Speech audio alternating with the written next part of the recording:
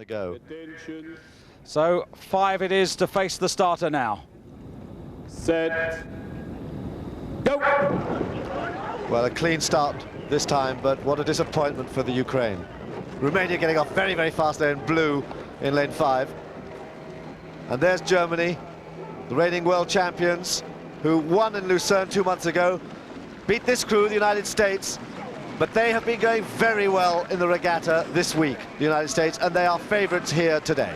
This one of the best H lineups we've seen for a long time. On the far side, France, they're in lane 1, then 3, the United States. The Dutch are in lane number 4 to be well respected, as are Romania, and here Germany in lane number 6. The champions in 1993 and in 1991 and 1990. They've really dominated this. The one hiccup coming in the Olympics when Canada took the medal. Well, they're the early leaders, Germany. They are real flyers, but already the United States now are beginning to press ahead. Very, very explosive, the Americans, coached by Mike Spracklin, the British coach, who brought Steve Redgrave his early gold medals at Olympic level, and then went on to Canada and brought an Olympic gold medal for Canada in 1992.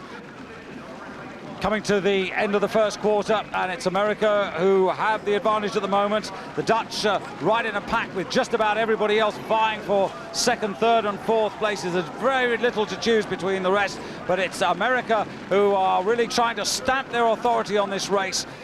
I think stamp is the word. You see the way the legs in the American crew go down.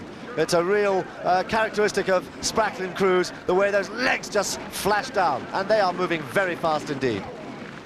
Germany off the pace and finding it quite difficult. They were really on terms through the first quarter, but you can see now they're headed on the far side by France in lane 1 and the Dutch and the Romanians.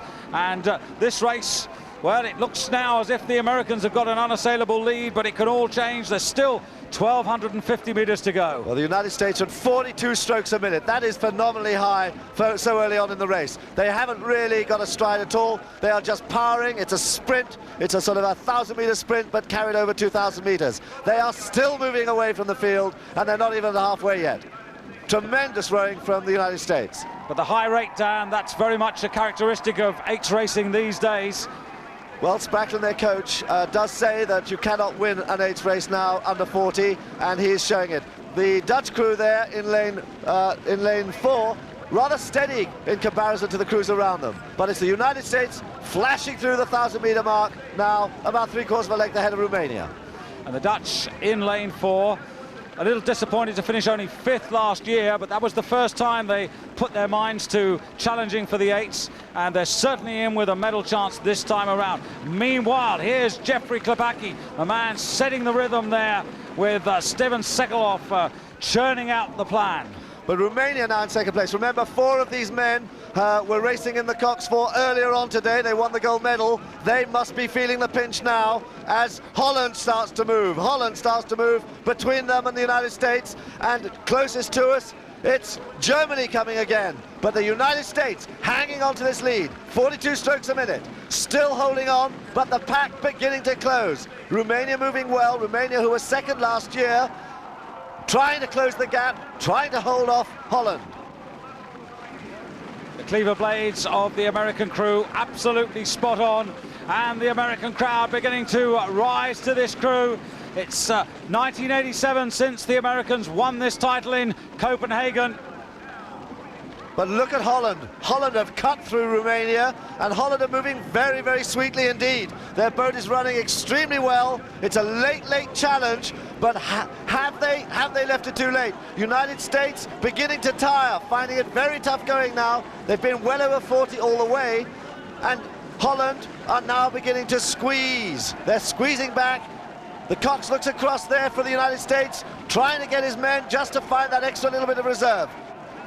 Once again, it's going to be a matter of he who wants it most. And there's the bow of the Dutch boat getting ever closer. The Romanians also beginning to go with the Dutch, and we're down to 3.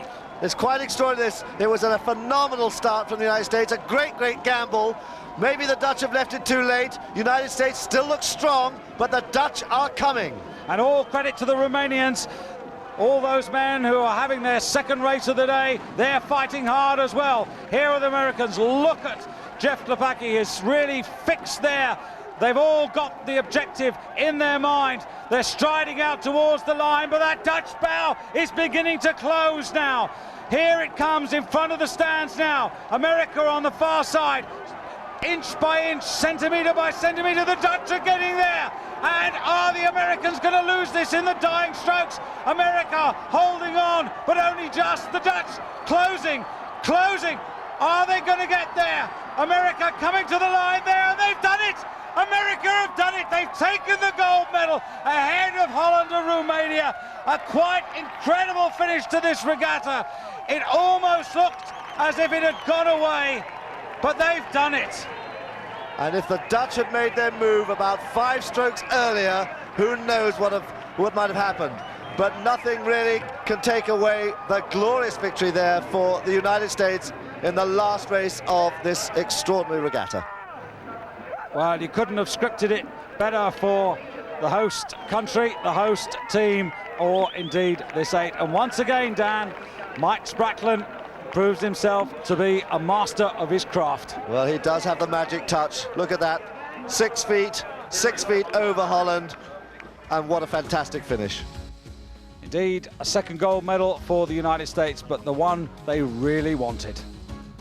Well, it was a pretty extraordinary first 1,000 meters for the United States. 42 strokes a minute all the way, and then they just hung on to the line. Well, it's always good to win, but it's so much better when you do it in front of your home crowd. And look at these men rejoice.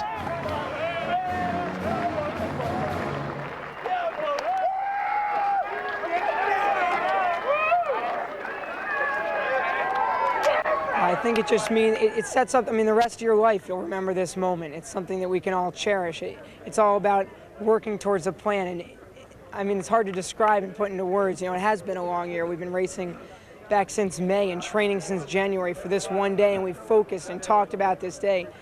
You watch people say it hasn't really sunk in. Well, it can't sink in for a couple of days. We finally achieved something we've been working for months, and we did it. You know, I don't know how to describe it. It's incredible.